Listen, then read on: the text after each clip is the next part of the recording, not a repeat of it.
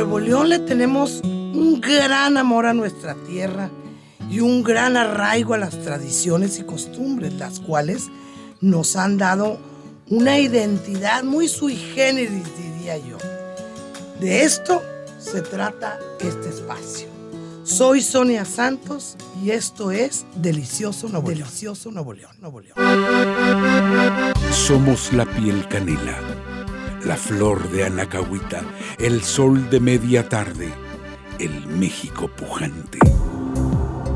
La semilla que germina, un acordeón solitario, la danza de Evangelina, una silla en el cerro, el machacado y de harina las tortillas.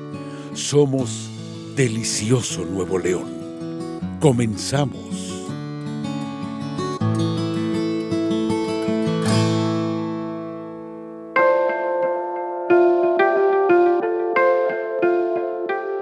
Originario de Monterrey, Nuevo León, nacido el 16 de junio de 1984. Licenciado en Derecho por la Facultad Libre de Derecho de Monterrey, graduado en diciembre del 2007 con honores. Cursó la maestría en Derecho Fiscal en la Universidad Autónoma de Nuevo León y algunos cursos y diplomados relacionados con historia de la cultura y filosofía occidental. Su pasión por la cocina, la parrilla, el fuego y todo lo que está a su alrededor inició desde pequeño junto con su hermano Alejandro y sus papás, quienes les inculcaron el gusto por el buen comer y el disfrute alrededor de la mesa y el fuego. Su papá, Arturo Gutiérrez, siempre ha tenido la afición por actividades al aire libre, principalmente la pesca y el camping, y desde muy pequeños les permitió acompañarlo en estas actividades, y desde ahí fue creciendo su pasión por la cocina al aire libre, con cielo abierto y el fuego.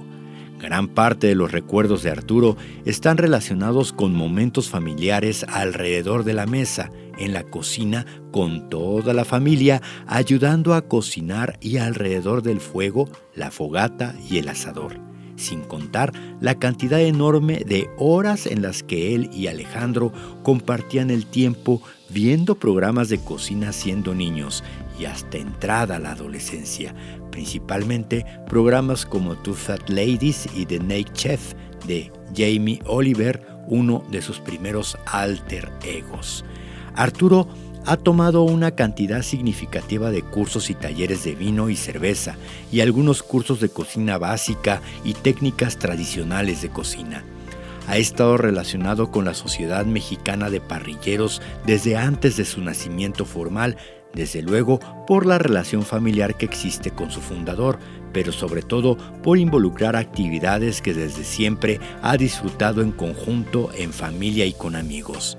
Hace alrededor de 3 años y medio comenzó a participar más activa y formalmente en la Sociedad Mexicana de Parrilleros en el área administrativa y apoyando en cursos, eventos, catering y las actividades de dicha sociedad relacionadas con la cocina y la parrilla. Conoce más de Arturo Wenceslao Gutiérrez Dávila en... Arturo, bienvenido a Delicioso Nuevo León. Gracias por la invitación, Sonia. Con mucho gusto y te veo y me acuerdo de la frase "el fuego nos une". Ajá. ¿Por qué? Pues porque uno pues es nuestro mantra en la Sociedad Mexicana de Parrilleros, pero pues tiene una razón de ser esa frase. Desde que descubrimos el fuego como humanidad, pues todos nos hemos reunido alrededor de él para cocinar, para comer, para platicar, y como que nos mimetiza cuando nos estamos viendo, ¿no? Y ahí es donde empezamos a hacer las reuniones, históricamente, ahí es donde se empezó a hacer la comunidad alrededor del fogón, que era donde la gente cocinaba y después se llevaba sus alimentos y ahí intercambiaban algunas cosas, terminaban el día y pues creo que es por eso. Sé que eres un experto en la historia del fuego en la humanidad, que ya empezaste con un poco sobre eso.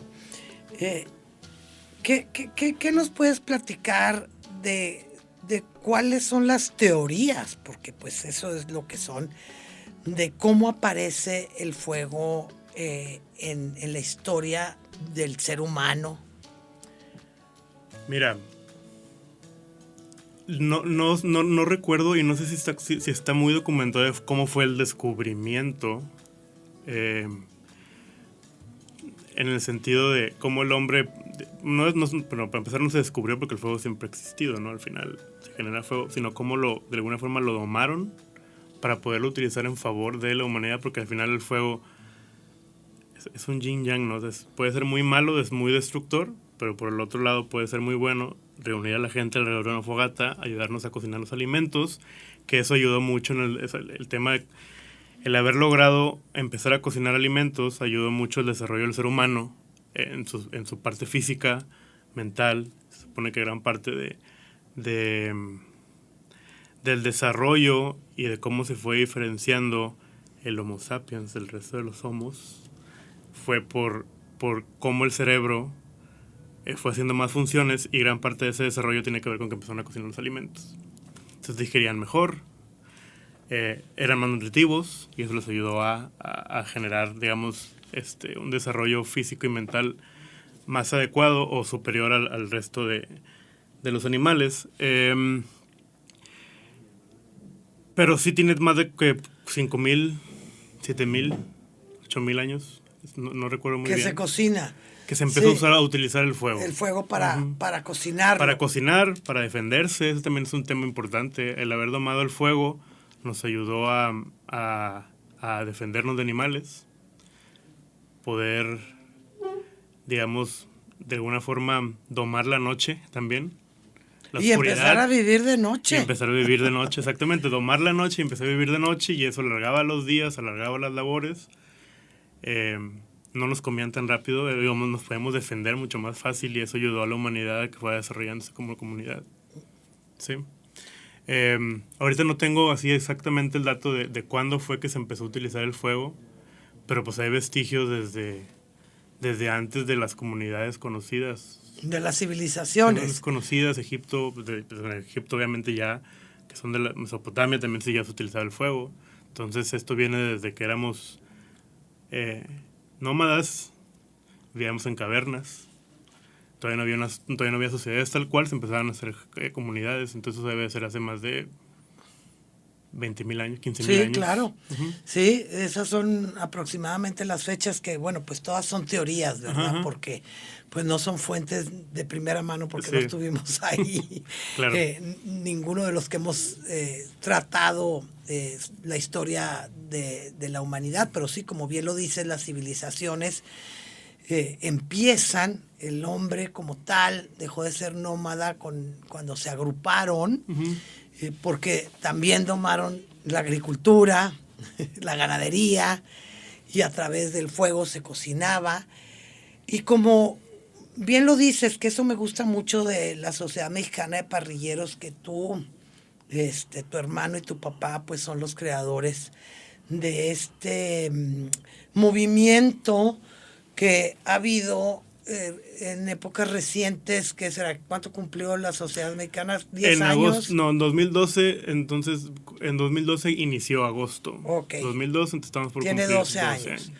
Yo siempre lo he dicho y estoy convencida de ello, que a través de la SMP hay un antes y un después, no solamente en las carnes asadas, porque pues hay pollos, hay verduras, hay postres, hay pan, uh-huh. Pero creo que hay un antes y un después, porque le dieron ese sentido al asador a través del carbón o de la leña, a través de ahumar los productos, con esta versatilidad que se ha dado para que nosotros, como norteños, veamos otras oportunidades en el asador, porque si uno piensa asador, carne asada, es como yo en la Ciudad de México, que me dicen, ay, eres de Monterrey, ¿cuándo me invitas a una carnita asada? No, pues es que hay mucho más atrás que esto.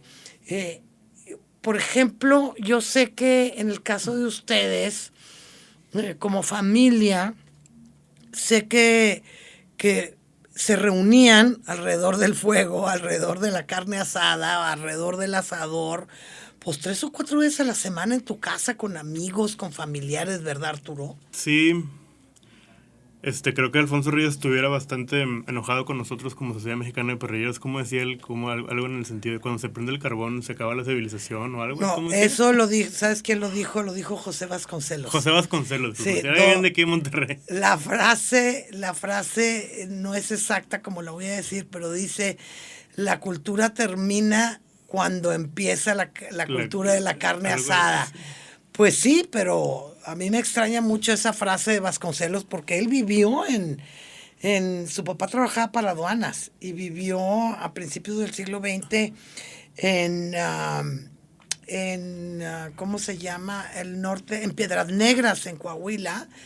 Y bueno, pues tuvo el acceso no solamente a la comida del norte, sino a la comida del sur de Estados Unidos, que efectivamente comparada con el resto del país, pues no es esa variedad de ingredientes con los que se pueda cocinar, porque estamos en una zona semiárida. Uh-huh. Y a él le faltaba mucho que conocer, porque es por eso que en Nuevo León se desarrolla la industria. Somos gente de trabajo, que hemos luchado en contra de las adversidades para poder salir adelante con limitaciones en muchos aspectos, pero la carne asada, la cocina a través del fuego, pues es tan rica y tan variada como en otras partes, que ustedes pues lo tienen perfectamente muy bien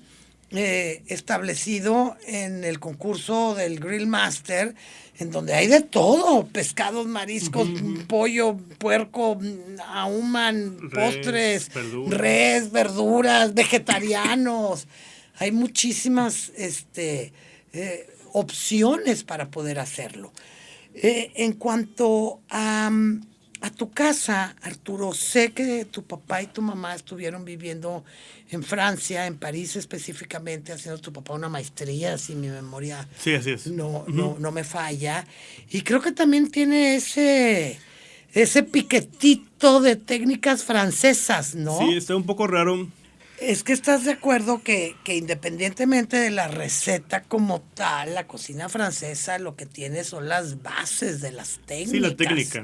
Es la técnica de cómo cocinar con la perfección, de no echar a perder una salsa, la misma carne, que tienes que caramelizarla, que no la partas inmediatamente una vez que la sacaste del asador o del horno, un trozo grande, porque si no se desjuga. Hay estas, ¿cómo podríamos decirles?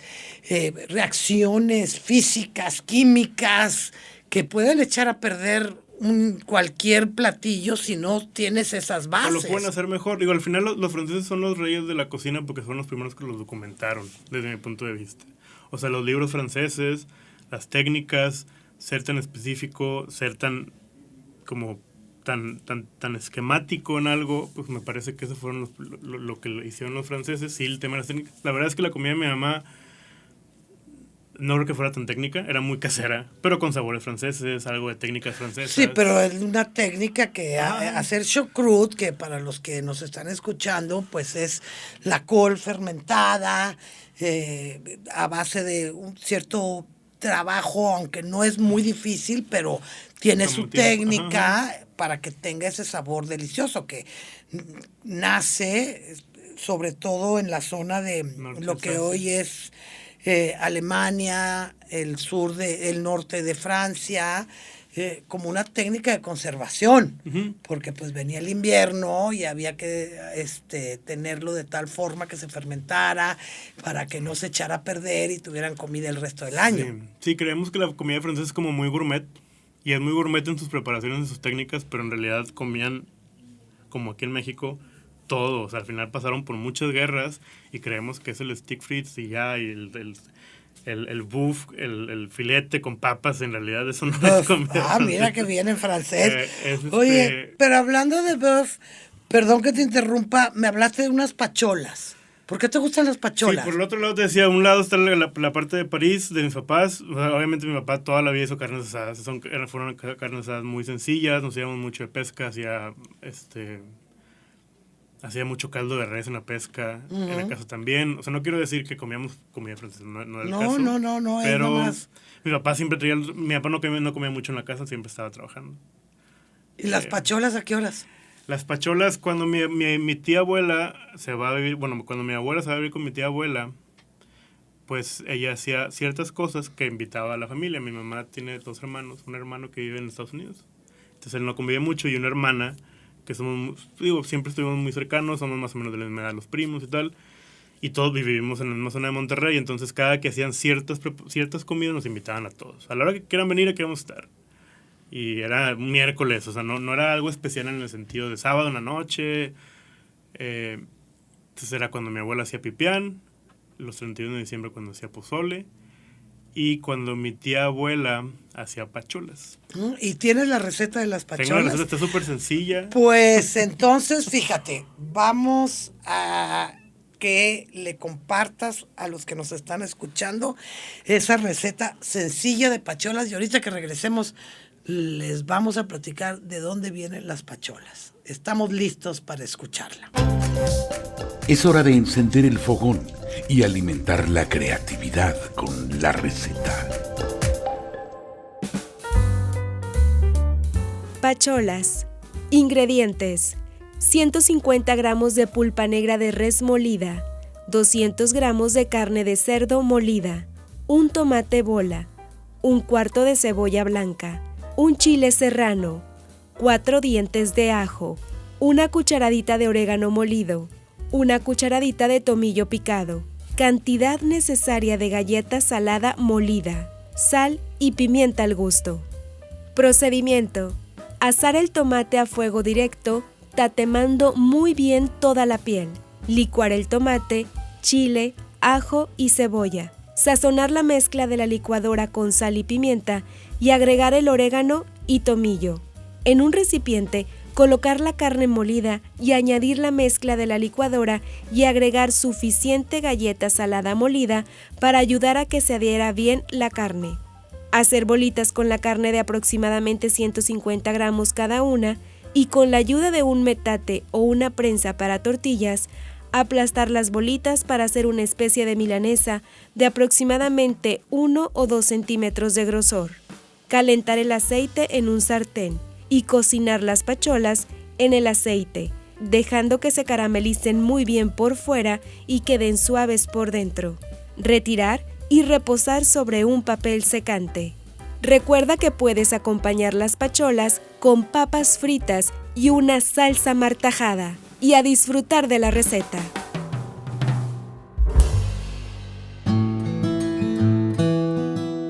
Síguenos platicando, Arturo. ¿Por qué las pacholas? ¿Las hacía tu tía abuela?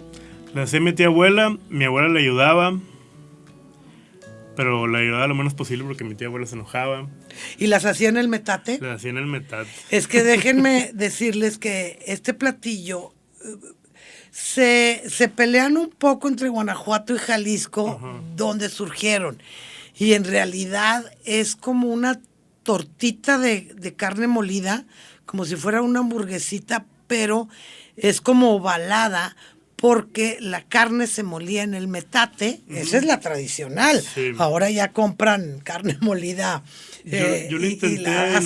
no pude usar. La verdad es que lo intenté usar en el metate y se me hizo complicado. Se me hizo complicado, entonces la aplasté. Claro, la aplastan. Entonces, a la hora que está en el metate, imagínense ustedes los que nos están escuchando, que están con las 2 manos bajando así como molían el maíz. Algunos lugares lo siguen haciendo para las tortillas, que sube y baja las 2 manos para molerlo. Así se molía la carne. Entonces, la forma tradicional de la pachola es ovalada y tiene como estos canalitos de arriba abajo, que es la forma que le daba el metate y la mano. Que ahorita se me olvidó cómo se llama esa herramienta que utilizas con las manos para moler en el metate. De hecho, estamos tomando un diplomado en Ibero de la historia de la gastronomía mexicana. Y ayer fue el primer módulo, el martes. Y nos hablaron de la época prehispánica. Y cuando estamos hablando de las herramientas, hablaron del metate. Y sí dijeron el nombre, la mano, que también se llama mano. Sí. No me acuerdo el nombre correcto. Sí, yo también ahorita estoy tratando de acordarme, pero hay gente que dice que nacieron en Guanajuato y hay gente que dice que nacieron en Jalisco. Pero bueno, es que en aquel entonces, cuando llega la res con la colonia y empiezan a generarse toda esta nueva cocina, entre comillas, que ya con la mezcla, el sincretismo que surge en nuestros platillos, pues no había división entre un estado, ni existían los estados, por supuesto. Entonces son comunes en estos dos lugares, aunque en la Ciudad de México también la cocinan mucho. ¿Qué otra cosa pudo haber traído tu abuela y tu tía abuela a tu casa que haya enriquecido la forma de comer de ustedes, Arturo? Ya hablaste del pozole. El pozole, por ejemplo, es muy tradicional del centro de México, que además, efectivamente, se come todo el año, pero en fin de año es el plato tradicional y la noche del 15 de septiembre es el plato tradicional del centro de México. Sí. Es lo que se come. Yo no recuerdo aquí en Monterrey que, oye, va a ser fin de año, ¿quién va a hacer el pozole? Yo no lo recuerdo. ¿Quién va a hacer la carne asada? Era carne asada.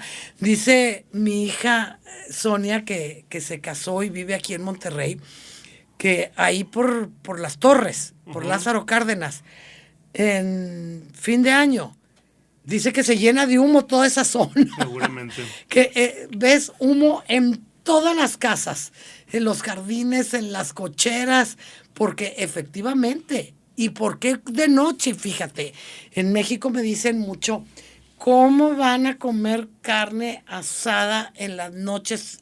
Se juntan para eso cenar, qué pesado. Le digo, porque ¿quién se puede juntar con 40 grados, hacer una carne asada al mediodía y con 5 grados en fin de año hacer una carne asada al mediodía? Cuando es muy frío, pero es de noche, es fin de año, estás más a gusto, el mismo calor del asador te calienta, entonces es complicado. Les digo, por eso se come la carne asada en las noches en Monterrey. Claro, hay gente que lo puede hacer durante el día, por supuesto, pero la tradicional es, vamos a juntarnos una carnita asada, es de noche. Porque además como lo hacemos generalmente entre semana, o mucho entre semana, o sea, no diferenciamos entre fin de semana y entre semana para hacer una carne asada, pues entre semana estamos trabajando y pues tiene que ser la noche.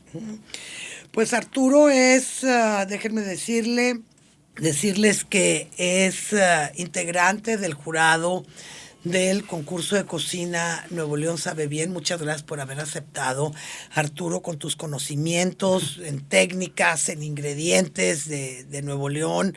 Creo que va a ser una aportación muy importante la que tú hagas para la selección de los finalistas y semifinalistas. Quiero recordarles que ya está abierta la convocatoria a través de la página del Festival Internacional Santa Lucía y también en www.nuevoleonsabebien.com.mx. Ahí van a encontrar las bases de quienes pueden participar. Por supuesto que está dirigido a los habitantes del estado de Nuevo León con las recetas que tengan de su casa, de las abuelas. No necesariamente tiene que ser algo muy tradicional como el asado de puerco o un guiso de cabrito. Por supuesto que esos queremos que también lleguen, pero también están estos nuevos paladares, estas nuevas formas de trabajar en la cocina de las generaciones más jóvenes. Pueden ser con toques, con ingredientes muy característicos del estado, y ahí se van a poder inscribir, es muy fácil.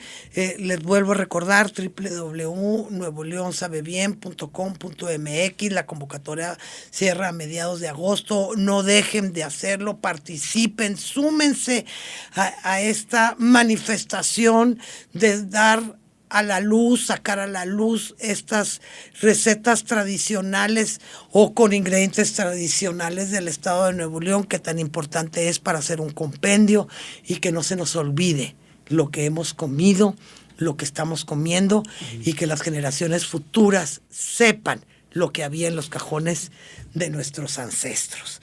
Mi querido Arturo, se nos acabó el tiempo. Yo te agradezco mucho el que hayas venido a compartir tus conocimientos. Al contrario, muchas gracias. Más conocimiento, es un conocimiento muy empírico, porque no... Pues de todos los días hacerlo, de todos los días. Exacto, aquí en Nuevo León todo ha sido empírico. Pues sí. Sí, tenemos grandes universidades, pero nuestra cultura viene de varios cientos de siglos que lo hemos aprendido en un lugar semiárido a través de mucho trabajo, porque nos ha costado mucho poder estar donde hoy estamos. A nombre de los que hacemos posible este programa, muchas gracias. Soy Sonia Santos y esto fue Delicioso Nuevo León.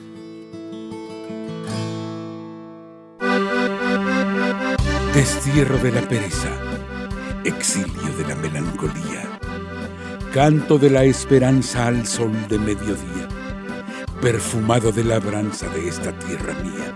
Delicioso Nuevo León. Te esperamos en nuestra próxima emisión.